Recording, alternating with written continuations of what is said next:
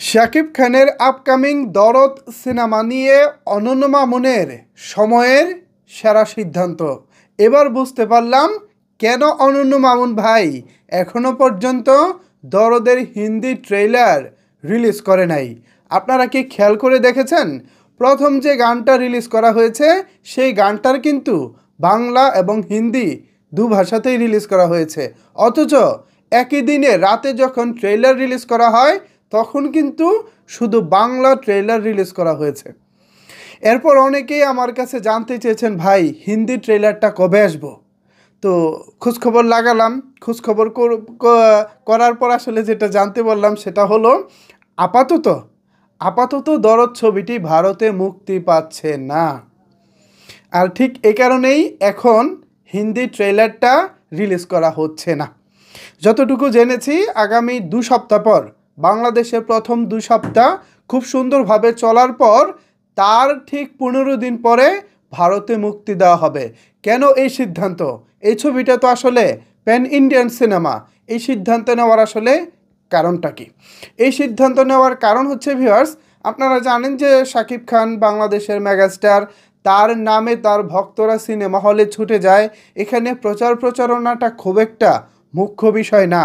টি সিরিজের সাথে গানের চুক্তি করতে গিয়ে এমনিতেই বেশ একটা লম্বা সময় অনন্য মামুন শেষ করে ফেলেছেন।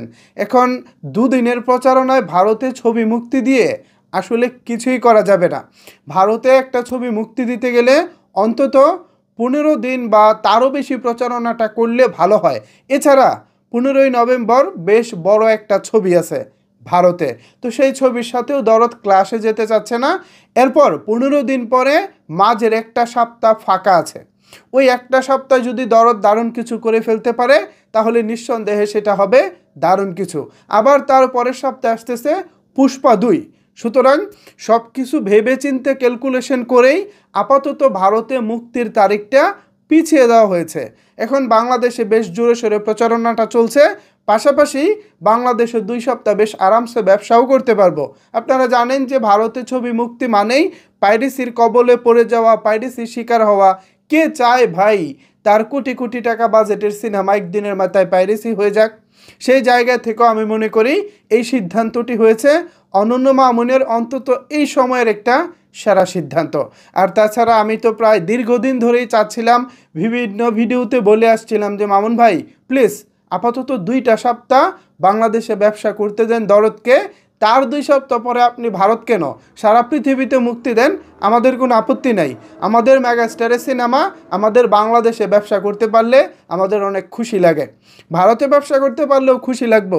কিন্তু মুক্তির প্রথম দিন যদি দেখতাম পাইরেসি হয়ে গেছে সেটা আবার খারাপ লাগতো।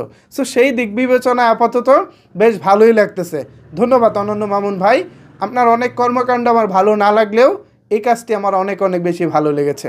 সো সাকিবিয়ানরা এবার নিশ্চয়ই বুঝতে পারছেন কেন আসলে দরদের হিন্দি ট্রেলার আসছে না, আর এই ছিল মূল কারণ আর কি। তো এই বিষয়ে যদি এখন আপনাদের কোনো কিছু বলার থাকে তাহলে অবশ্যই সেটি নিচের কমেন্ট বক্সে জানাতে পারেন। ধন্যবাদ সবাইকে সম্পূর্ণ ভিডিওটি দেখার জন্য।